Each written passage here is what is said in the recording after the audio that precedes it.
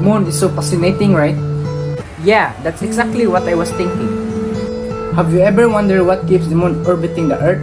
And about the outward apparent force we feel while driving in a curved path? I think it's because of centripetal force and centrifugal force that are in action.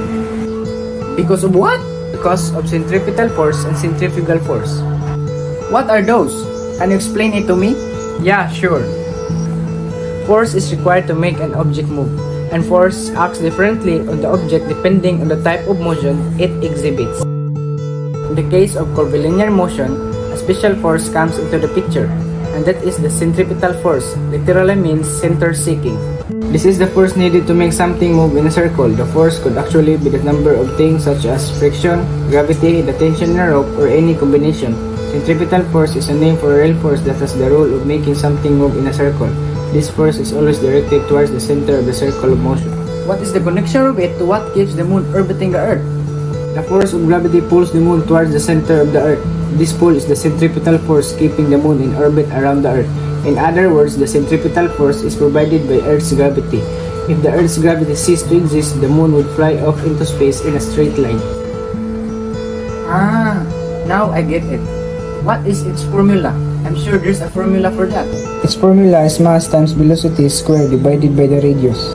Mathematically written as F equals mv squared all over r, where F is the centripetal force, m is the mass of the object, v is the speed or velocity of the object, and r is the radius. What about the centrifugal force?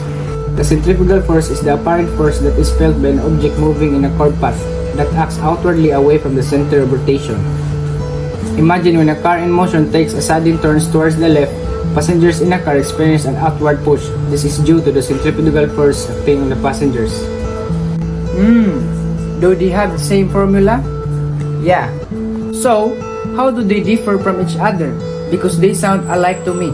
The main difference between centripetal and centrifugal forces is that the centripetal force is the force pointing towards the center of the circle that keeps an object moving in a circular path, while the centrifugal force is the sensation that an object feels when it moves in the circular path, with that sensation seeming to push it away from the center of the circle. Centripetal force is observed from an inertial frame of reference, while centrifugal force is observed from a non-inertial frame of reference. Now I'm looking forward to know more about it. Thank you for being patient in explaining it to me. No worries, bud. I got your back. Let's continue watching the film.